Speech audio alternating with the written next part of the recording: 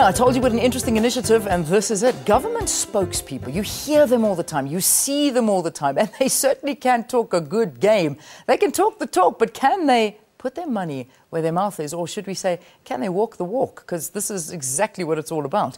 This past weekend, communicators in the public sector were challenged to donate school shoes to children in need of shoes. About 5 or 6 of the spin doctors rose to the occasion, and among them was Mthunzi Maga of the Department of Justice and Correctional Services. He's in studio with me alongside Tabiso Chauke, who is the founder of 2 Pairs of Shoes. Gentlemen, welcome. Good to have you here on the program. Thank you. I'm so desperate to get your response for the Pop Crew interview, but I know I'm not going to. Not on this particular one. We'll talk about shoes rather, shall we? Yes. This is a fantastic initiative. And Tabiso, just tell me a little bit more about it.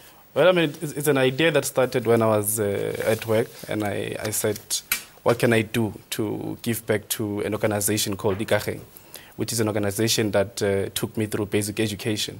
I went to a very good school because of it, and therefore I saw it that it was important that I actually give back through 2 Pairs of Shoes campaign. Yeah. Yes. Okay, so your idea was to get to spokespeople. Yes. Was that an easy task? No, it was not easy at all. But you see, the target was that we were targeting specifically government spokespersons. Yeah. It was not easy at all because some of them, when you give them a call, they would say, they would actually direct you to one of the departments that deals with issues of social responsibilities. Yes. And you would actually tell them that, no, you are saying you as an individual, can you take out a particular amount of money to contribute towards buying shoes for those less fortunate? So it wasn't easy at all. No, I can imagine. All right, Absolutely. so Mthunzi, when you got this phone call, did you try and fob Tabiso off and say, listen, phone this number, please, I've got no time for this? I responded immediately to his email. And I responded so because I felt that people think that all we do is arrest people, prosecute them and lock them up and get them to wear that orange gear that they wear in correctional services. Yeah. But we don't do that. There's a softer side to some of us because we grew up under the same trying conditions where we were referred to in Xhosa as Amasele, where you sit on a mud floor.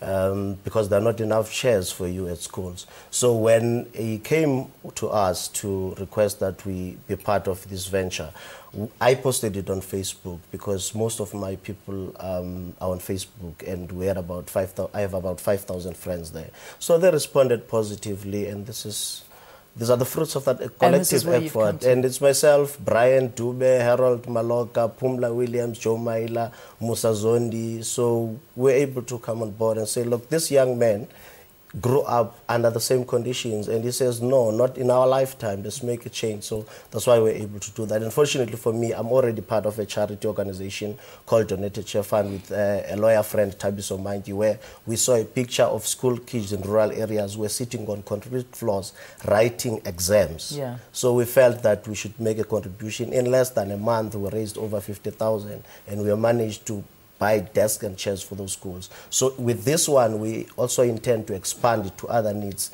that will help children shape their future. So it was a good, noble cause that Tabiso came up with, which we embraced as government. Which it certainly is a fantastic cause, because the reality is, and whenever we, you know, when you hear issues like this of kids going to school without shoes, yes. You know, you don't. When we live in our comfortable lives, we forget about that, and that's the truth. We do forget about it, but the reality is that we cannot forget about it, and we should never forget about it.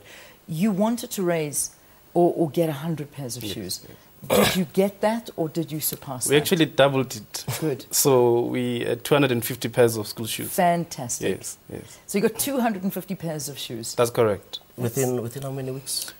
Space of two weeks, 3 weeks. And how do you find the schools? I mean, who do you donate these shoes to? Well, the organization itself takes care of orphans and vulnerable children around Gauteng. So they've got Pimville, they've got Orlando, they've got Portland, they've got all these townships in Soweto. That's where they will be contributing to the shoes to their beneficiaries specifically. Yeah. Yes. Mthunzi, how many spokespeople are there approximately in government spokespeople? You mean in this project? No, in general.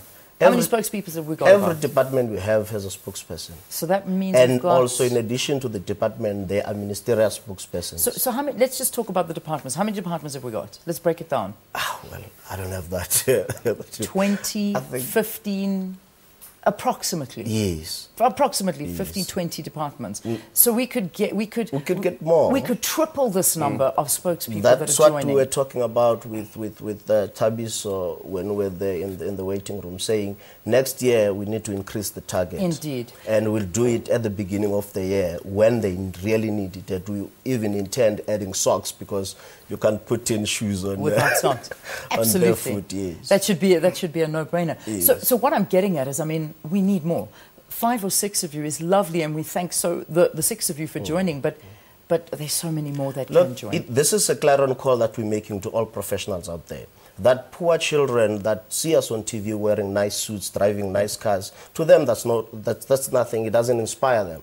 But once we part ways with the little that we have, because we earn salaries, but we're not rich, but the little that we can part ways with is going to make a meaningful contribution and help the future of an African child. Yeah. The little that we do. That's why we're here to say, come guys on board and help this young man who came up with this initiative. He didn't decide, the money that he has, the time that he has, must just go to clubs and go anywhere and go on holidays and all that, spend it. He says, let me make a change because I was helped by this institution. Indeed. To me, he's an inspiration, though he's younger than me. Yeah, which is, we do get inspired by the youth, and that's who drive us to do these incredible things as well. But that's not to absolve government and any other institution that's responsible for taking care of that, like Social Development and others. But it's to say, let's not just sit and wait and be armchair critic that say government is doing nothing, private sector is doing nothing. Let's stand up and do something. Absolutely. They'll find us on the way.